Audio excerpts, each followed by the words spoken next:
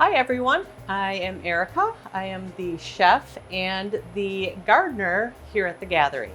And today you are going to follow me around the kitchen for a little while and watch as I make our chocolate mint cream puffs.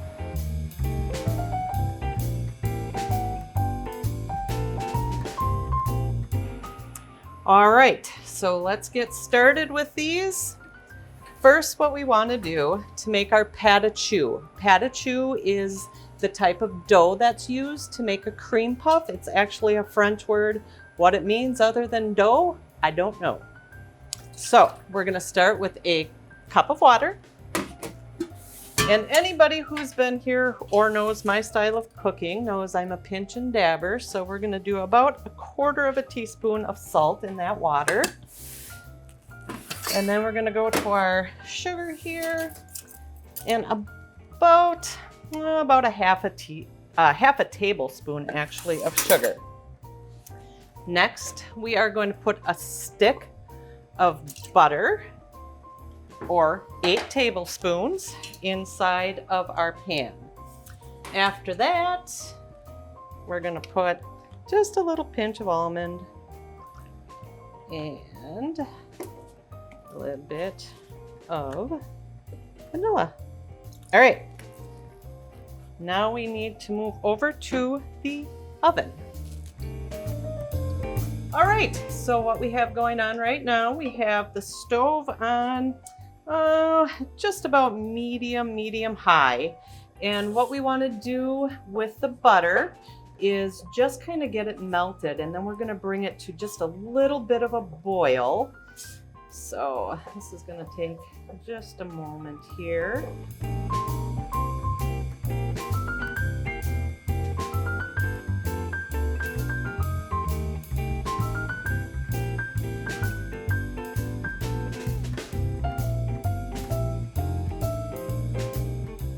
Okay, so we are just at that point of boiling. So here is the most important part in making your perfect pâte à choux. We're going to pull that off the heat. We're going to take 1 cup of flour. I use unbromated flour. Unbromated flour actually has more protein in it, otherwise known as gluten. So you're going to want to use that for baking. And now what we want to do is we take that cup of flour, and also what I added in here was about half a tablespoon of dark chocolate, about 1/4 tablespoon of espresso powder, and then my favorite, some hot cocoa powder. And I like to use Starbucks just because, well, you know, it's Starbucks. So we're going to take this and we're going to get this stirring. And as you can see, this is going to start kind of forming this nice loose ball in here. And we want to keep that going over the heat until you'll start to see kind of a film developing in the bottom of the pan. And well, when you're doing it yourself, you'll see what I mean. So just kind of stir that up. It's going to be a nice loose ball, and you'll see that little film develop. So we are about good here. All right, so we are ready for the next step here. Once we have that good consistency on our pâte à choux, what we are going to want to do is we're going to want to get this into your stand mixer. Some people like to do this part by hand, but I tell you, I'm not ready for that kind of an arm workout today, so we're going to do it the lazy way. We're going to put it right in the stand mixer. All right, so let's get this going.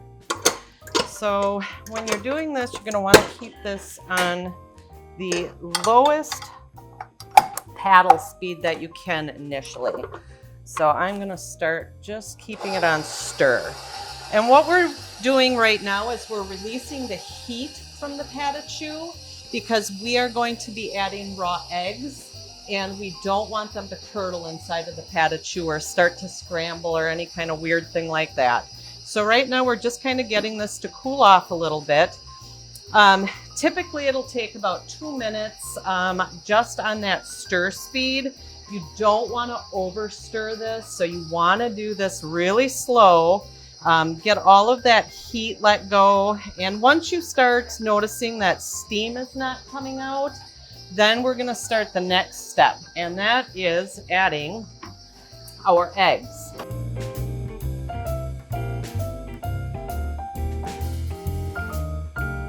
We're going to use 4 of them. We're going to keep it on that nice low speed. So we're just going to add them one at a time. Let them mix in there. And this can kind of be a heck of a process right here.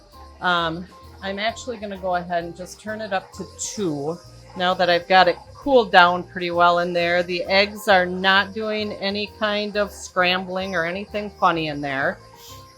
So you just want to kind of watch for that egg to get completely mixed into your flour mixture.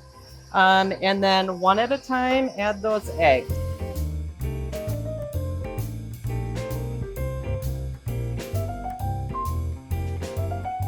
All right, so we're gonna stop this just for a second so I can kind of push some of that dough down. You might have to do that a couple times just to make sure everything gets incorporated. And you'll notice that I'm using a wooden spoon. Anytime you're doing any kind of pastry baking, you want to use a wooden spoon. You don't want to use a metal spoon because sometimes metal can influence the taste that you have in your pastry. Also plastic. If you have like a rubber spatula, the tips of them kind of start fading away and getting kind of gritty and rugged, and you don't want to lose any pieces into your dough. So we're going to go ahead and we're going to get that last egg in there, get that incorporated. This should take another minute. We'll push the dough down one more time here just to make sure everything gets well mixed.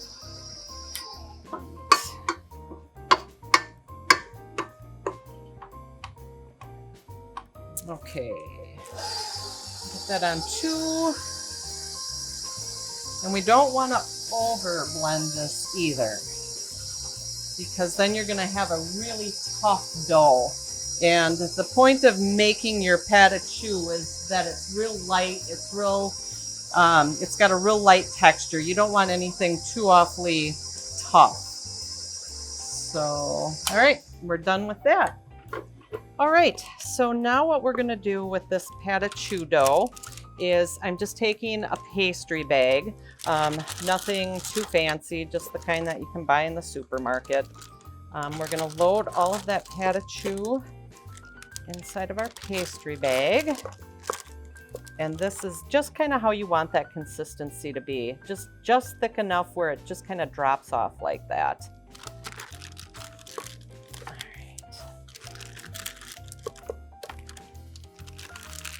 Oh, all right, one more scoop here and then we'll move on. Okay, so now we've got all of our pâte à choux dough in the pastry bag, and we're gonna try and just kind of push it all down because it kind of hangs out on the edges. So try and get it all pushed down as best you can. I like to just give it a little quick toss up there. You'll notice that there's going to be a few little air bubbles in there. If you can kind of try and pinch some of those out. So now we're going to go and we're going to actually make our cream puff. So I just kind of clip, I don't know, what is that? About a 1/2 inch off from the tip of my pastry bag. Clip that off. And here's the important part when you're making your pâte à choux. It's your whole motion. It's got to be a nice quick motion. And it comes after a few times of doing it that you kind of get that whole motion down. Go. Oh, see, that's why you want those air bubbles out. Yeah.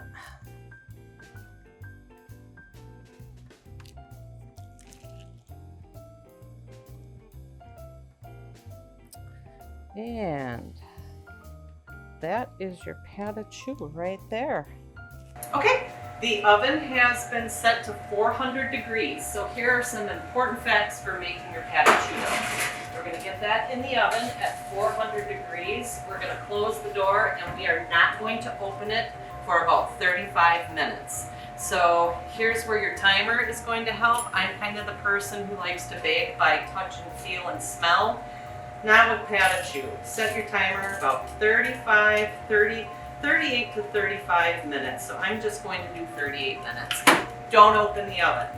Okay, so here we have it. This is what your cream puff will look like after it's out of the oven, that 38 minutes like I said. What you want to do afterwards is get them transferred over to a baking or a cooling rack right out of the oven. And right after you've done that, you're going to take a toothpick and you're going to go at kind of like one of the lower parts in your puff, and you want to kind of put a toothpick in there. And what that's going to do is that's going to release the steam inside of your dough. Because, you know, again, this is something that you want to be light and airy, and you don't want too much moisture inside because then it's going to cause it to kind of get sticky in there. So now what we're going to do is we're going to cut them open. These are all the perfect crust on here. They're nice and hard. So we'll just take a knife and we're going to cut them open, and that is the perfect look. You have kind of some of that what's called the wetting inside of it, but that is exactly what you want the inside of it to look like. So what we're going to do now is we're going to make that mint whipped filling for inside of our cream puff. So we're going to start here with some powdered sugar. We're going to put about a half a cup inside of our mixing bowl, and this mixing bowl has spent the last 4 hours inside of the freezer, which is going to actually help with the whipping process. So we have our powdered sugar in there, and then we are going to take some heavy whipping cream. I can open it. Right. And here's where my baking style comes in. I'm just going to pour in here, and I'm going to say I'm putting in, I don't know, 2.5, maybe 3 cups of that heavy cream. All right, and then I'm going to add just a little bit of pure mint extract just to kind of bring out that minty flavor a little bit. We're going to turn that on. We're going to start low, or else I'm going to end up looking like the powdered sugar myself because it'll poop all out at me. So we're going to start low, gradually kind of work our speed up.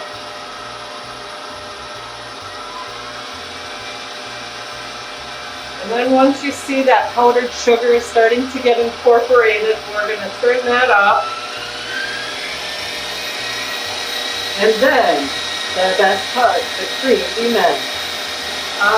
So I just kind of start right off, just kind of giving it a good pour. Then as you start seeing the cream start folding and thickening and kind of making that whipped cream, you can kind of start adding more. I'm going to say in total we're probably going to put about 3 tablespoons of the cream immense in there. And I have one all ready to go here. So you're going to want to let your pas de choux dry out for a few hours after they've come out of the oven and you've opened them up. This is kind of how you want that to look, nice and dry inside. So I've had that split for a little bit now, and we're just going to let that whip up.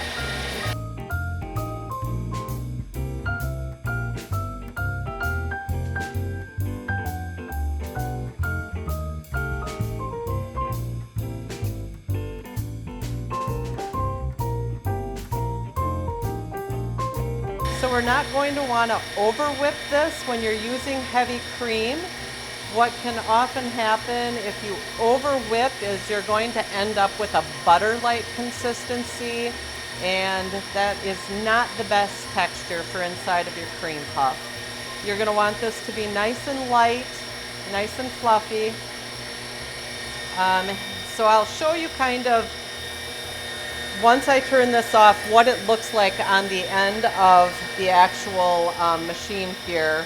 so you can see what consistency we're looking for. I'll show you my whipping attachment here. This is kind of the consistency we're looking for, right like that. So just basically a nice whipped cream. So now what we're gonna do is take that out of here, throw that over here. Now you don't have to get fancy like this and put it inside of a bag or anything like that, but I'm going to because I'm being fancy today. Throw a little bit of our cream inside of this pastry bag here. And again, just gonna shake it down, shake it down. We're gonna cut, again, about a ½ inch or so off the tip of that. And then we're just gonna give it a nice swirl in here. Kind of like that. I like them full. Set that there. Do that. And then of course you always want to top your cream puffs off with a little bit of powdered sugar. So I'm just going to kind of go like this. And because it is St. Patrick's Day and we are doing chocolate mint, what's better than some Andes? So we'll throw a few of those on the plate. Just get a couple on that whipped cream for a little crunch if you like it. And that's that. All right, well, there we have it. We have the perfect cream puff. Thank you for joining me in the kitchen today, and I hope to see you back here really soon. Have a great day, everybody, and happy St. Patrick's Day.